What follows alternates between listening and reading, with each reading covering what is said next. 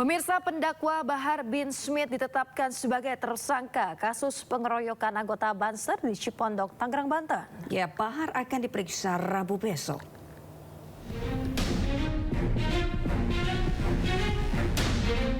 Setelah 4 bulan penyelidikan, pendakwah Bahar bin Smith akhirnya ditetapkan sebagai tersangka kasus pengeroyokan anggota Banser di Cipondok, Kota Tangerang, Banten. Penetapan tersangka oleh Polres Metro Tangerang Kota pada 30 Januari 2026 setelah penyidik melakukan gelar perkara.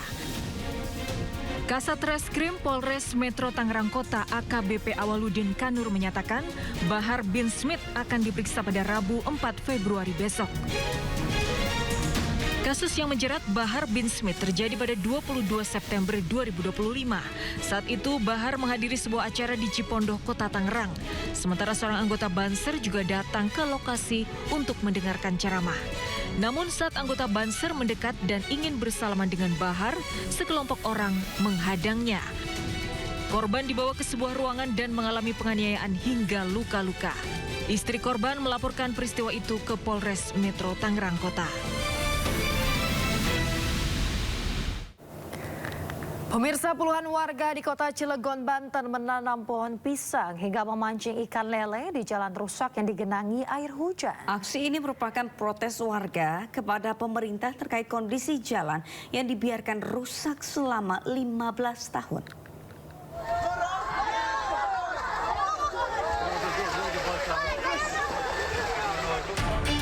Warga yang kecewa dengan kondisi jalan rusak melakukan aksi protes dengan cara menebar dan memancing ikan lele di Kecamatan Ciwandan, Kota Cilegon, Banten.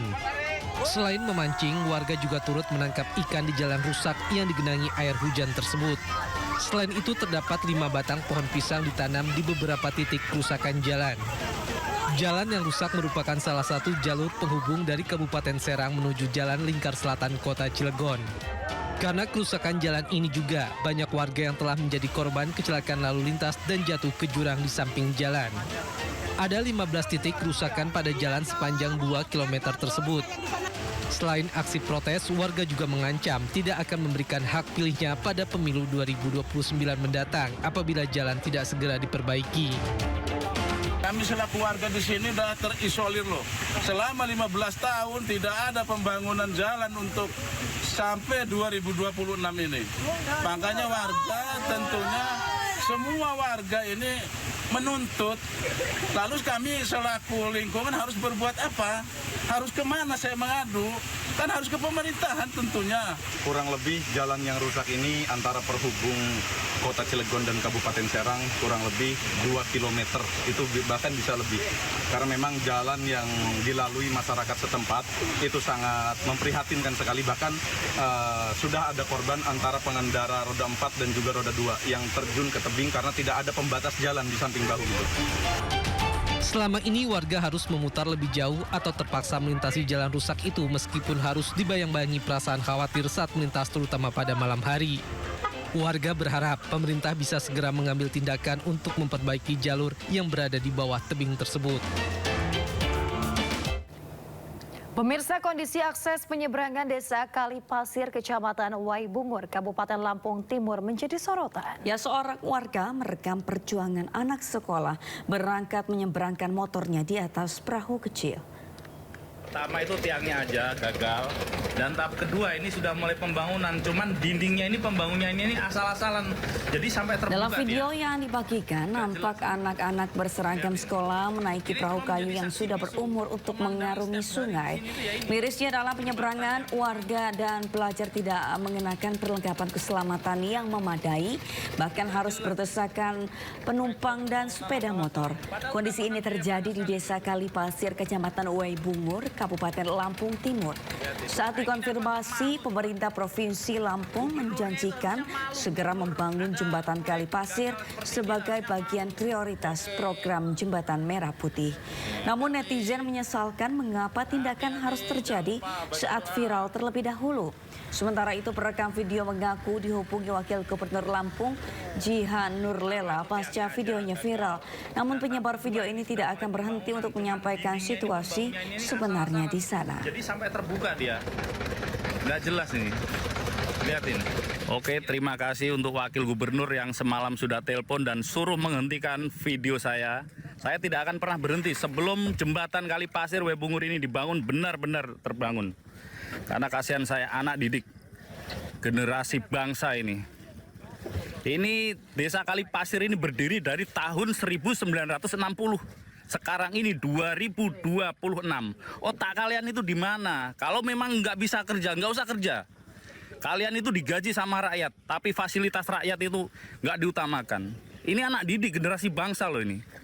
Jangan main-main. Ini perahu ini nggak ada alat satupun untuk keselamatan mereka.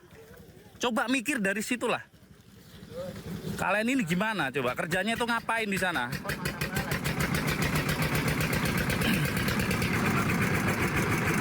Mikirlah, mikir ya. Jangan kesini tuh cuma janji-janji busuk aja, janji-janji palsu aja kamu. Coba kayak gini coba, nggak ada alat satupun keselamatan mereka. Dia ini nggak ada yang jamin keselamatannya itu nggak ada. Wah, ini juga menjadi seperti apa ya, cambukan mungkin bagi pemerintah setempat. Betul. Begitu ya, melihat realita. Semoga segera ada tindak lanjutnya. Betul, tadi Bapaknya menyebut tahun anak-anak. 1950 Sudah lama sampai sekali. saat ini tahun 2026 belum juga ada perubahan yang signifikan begitu. Anak-anak tadi sekolah berangkat sudah semangat, tapi jalanannya ini yang seharusnya ada Dan nyaman anggarannya, dananya ternyata masih seperti itu saja. Ya, kita harapkan mungkin sesegera mungkin pembangunan entah itu jembatan ataupun hal lain yang sudah dipersiapkan teknisnya nanti seperti apa ini bisa segera direalisasikan demi keamanan juga kenyamanan para pelajar yang akan berangkat ke sekolah ya. Dan gak nunggu viral dulu ya. Betul, nggak nunggu viral dulu. Kita ulis Indo Today hari ini pemirsa, kapal motor Pacific 88 miring hingga membuat kontainer yang ada di atasnya berjatuhan ke laut di Pelabuhan Tanjung Perak, Surabaya. Ya, akibatnya 1 orang pekerja tewas diduga tertimpa reruntuhan kontainer hingga tercebur ke laut.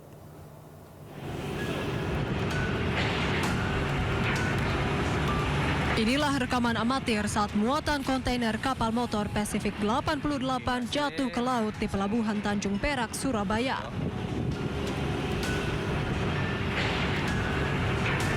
Puluhan kontainer tersebut jatuh ke laut dan kapal dalam kondisi miring pada Senin dini hari. Tim SAR menemukan 1 korban tewas yang merupakan tenaga kerja bongkar muat Pelabuhan Tanjung Perak. Kita mendapatkan ada awalnya 1 kontainer, kemudian di lapangan ini ditemukan ada sekitar 4 kontainer yang jatuh dan di situ ada 1 korban jiwa, personil TKBM di situ meninggal dunia, inisial K, umur 68 tahun. Hingga kini pihak kepolisian masih melakukan penyelidikan guna mengetahui penyebab dari kecelakaan hingga menyebabkan korban meninggal dunia. Dari Surabaya, Nur Syafai, iNews melaporkan.